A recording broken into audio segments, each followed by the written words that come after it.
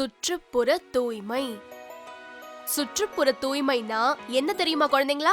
Teacher, வீட்டுக்குள்ளேயும் வெளியிலயும் குப்பை குளம் தேங்காம சுத்தமா வச்சுக்கிறது தான் சுற்றுப்புற தூய்மை. Very good Mala.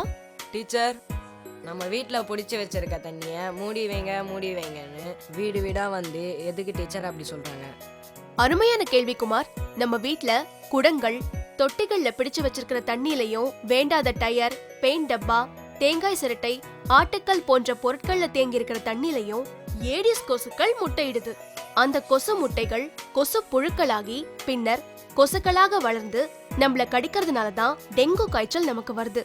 அதனாலதான் அரசாங்கத்துல இருந்து வந்து தண்ணி தேங்கி நிக்கிற தொட்டிகளை தேய்ச்சி கழுவணும், தண்ணி குடங்கள் ட்ரம்களை மூடி வைக்கணும், தண்ணி தேங்கும் வேண்டாத பொருட்களை அப்புறப்படுத்தி சுற்றுப்புறத்தை தூய்மையா வச்சுக்கணும் அப்படின்னு திரும்ப திரும்ப சொல்றாங்க.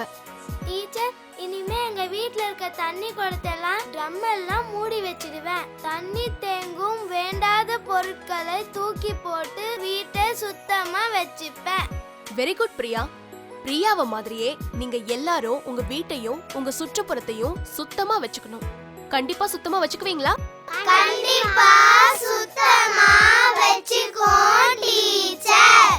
காய்ச்சல், தலைவலி, உடல்வலி ஏற்பட்டால் உடனே அருகிலுள்ள அரசு ஆரம்ப சுகாதார நிலையத்தையோ அரசு மருத்துவமனையோ அணுகுங்கள்.